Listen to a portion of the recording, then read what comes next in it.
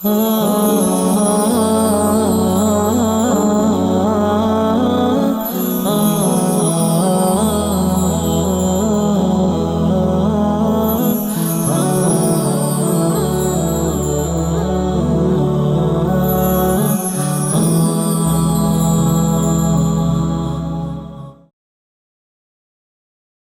اللہ الرحمن الرحیم۔ شرح ابن عقیل کا پہلا باب ہے خطبہ، اس کا آخری شعر ہے، سبق نمبر 12 ہے۔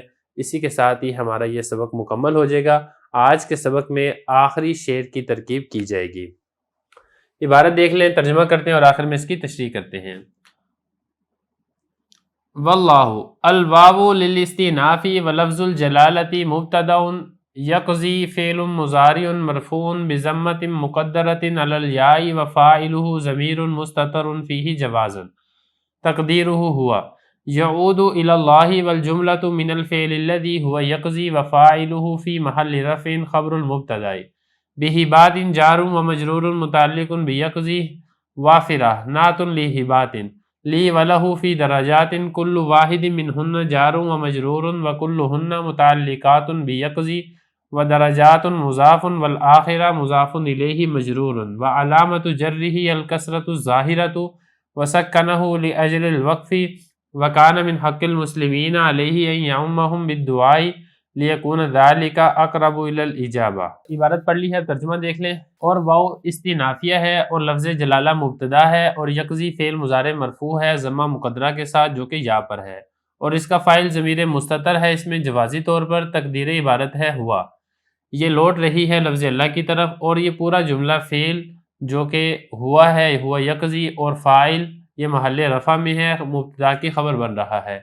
بہباتن جار مجرور ہے، متعلق ہے یقضی کے، وافرہ یہ اسی ہباتن کی صفت ہے، لی ولہ فی درجاتن ان میں سے ہر ایک جار مجرور ہے، اور یہ سب کے سب متعلق ہو رہے ہیں یقضی فعل کے، اور درجات یہ مضاف ہے، آخرہ مضاف الیہ مجرور ہے، اور علامت جر کسرہ ظاہری طور پر موجود ہے، اور اس کو ساکن کر دیا گیا ہے آخر سے وقف کی وجہ سے۔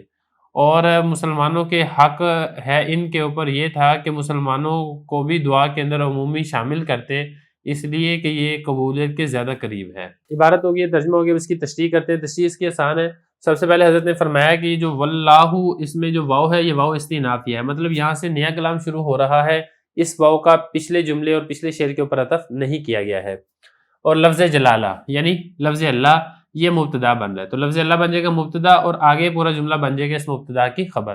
اور یقضی یہ فعل مضارع مرفوع ہے، چونکہ یہ ناقص کا صیغہ ہے تو اصل میں تھا یقضیو، یضربو کے وزن پر تھا، لیکن یہ چونکہ ناقص میں آپ کو معلوم ہے حرف علت آخر میں مضارع میں ساکن ہو جاتی ہے، تو یہاں پر بھی ایسے ہی ہے۔ تو یہ کہہ رہے ہیں کہ فعل مضارع مرفوع ہے، اور اس میں ضمہ ظاہری طور پر نہیں ہے لیکن ضمہ مقدرہ ہے یا پر ضمہ تو موجود ہے لیکن وہ ضمہ تقدیری ہے، ضمہ لفظی نہیں ہے۔ اور اس میں فاعل کون سا ہے؟ اس میں فاعل ضمیر مستتر ہے، اس میں جوازی طور پر تقدیر عبارت کیا ہے؟ ہوا، جو اس میں ضمیر مستتر ہے وہ ہوا ضمیر ہے جو کہ لوٹ رہی ہے لفظ اللہ کی طرف، یہ جو یقضی میں ہوا ضمیر ہے جو اس لفظ اللہ کی طرف لوٹ رہی ہے۔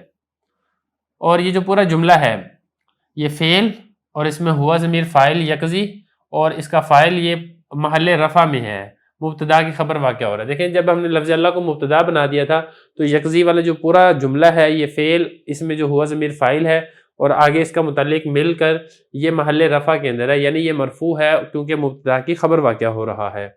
یہ فرمارے محل رفع میں ہے، مبتدا کی خبر واقع ہو رہا ہے۔ اور جو بہباتن ہے یہ جار مجرور مل کر اسی یقضی کے متعلق ہو رہا ہے، اور وافرہ اسی ہباتن کی صفت ہے، تو ہبات بنے گا موصوف، وافرہ بنے گا اس کی صفت، موصوف صفت مل کر جار کا مجرور، جار مجرور مل کر اسی یقضی فعل کے متعلق۔ اس کے بعد آگے سے فرمایا لی ولہ فی درجات، یہ دیکھیں سارے جار مجرور ہیں، لام حرف جر یا ضمیر مجرور، لام حرف جر ہو ضمیر مجرور، فی حرف جر درجات مجرور، یہ سارے جار مجرور ہیں، ان میں سے ہر ایک جار مجرور ہے اور سارے کے سارے اسی یقضی فعل کے متعلق ہو رہے ہیں۔ لیکن یہ جو درجات ہے یہ مضاف ہے اور آخرہ یہ مضاف الیہ ہے۔ یہ فرمایا درجات مضاف ہے، آخرہ مضاف الیہ مجرور ہے، اور آخرہ پر حالت جری ظاہر کیسے ہوئی ہے؟ کسرہ ظاہری کے ساتھ ہے، تو اصل میں ایسے تھا درجات الآخرہ تھی، لیکن یہ جو کسرہ ظاہری طور پر موجود تھا آخرہ کے اوپر، اس کسرہ کو ہم نے ساکن کر دیا۔ یہ حضرت فرما رہے ہیں علامت جر آخرہ پر علامت جر یہ ہے کہ اس کے اوپر ظاہری طور پہ کسرہ موجود ہے، وَسَكَّنَهُ لِأَجَلِ الْوَقْفِ، لیکن چونکہ ہم نے اس شعر میں یہاں پہ وقف کیا ہے تو اس وقف کرنے کی وجہ سے اس کے کسرہ کو ساکن کر دیا ہے۔ وَقَانَ مِنْ حَقِّ الْمُسْلِمِينَ علی، آگے حضرت فرما رہے ہیں کہ مسلمانوں کا حضرت پر حق یہ تھا، ابن مالک رحمہ اللہ تعالیٰ پر حق یہ تھا کہ انہوں نے جو خطبے کے آخری شعر میں اپنے لیے دعا کی ہے اور حضرت ابن موتی رحمہ اللہ تعالیٰ کے لیے دعا کی ہے، مسلمانوں کا حق یہ تھا کہ ان کو بھی حضرت دعا کے اندر شامل کرتے اور اپنے لیے، موتی کے لیے اور جمیع مسلمانوں کے لیے بھی دعا کرتے، اس لیے کہ یہ قبولیت کے زیادہ قریب ہے۔ یہ حضرت فرما رہے ہیں وَقَانَ مِنْ حَقِّ الْمُسْلِمِينَ علیہ، مسلمانوں کا حضرت ابن مالک رحمہ اللہ تعالیٰ پر حق یہ تھا یومہم بالدعاء، کہ وہ ایک عمومی دعا کرتے، مسلمانوں کو بھی شامل کر دیتے، لیکون ذالک اقرب الی الاجابہ، اس لیے کہ یہ دعا قبولیت کے زیادہ قریب ہوتی ہے جس میں عام مسلمانوں کو بھی شامل اور داخل کیا جائے۔ تو یہاں تک خطبہ مکمل ہو چکا ہے۔ اس کے بعد حضرت ابن موتی کا تھوڑا سا مختصر سا تعارف ہے، میں آپ کو اتنا بتا دیتا ہوں کہ حضرت ابن موتی رحمہ اللہ تعالیٰ ایک بہت بڑے نحو کے علامہ تھے، جیسا کہ میں نے آپ کو خطبے کے شروع کے اندر بھی ان کے وضاحت سے میں نے آپ کو بتایا ہے۔ یہ حنفی المذہب تھے اور انہوں نے پہلے الفیہ لکھی ہے، اس الفیہ کی بہت ساری شروحات بھی لکھی گئی ہیں اور یہ وہی الفیہ ہے جس کا حضرت ابن مالک رحمہ اللہ تعالیٰ اپنی اس کتاب کے اندر تذکرہ فرما رہے ہیں۔ تو یہاں تک ہمارا خطبہ اور پہلا باب مکمل ہو چکا ہے۔ اس کے بعد انشاءاللہ دوسرا باب جو کہ اصل کتاب ہے وہ ہم شروع کریں گے۔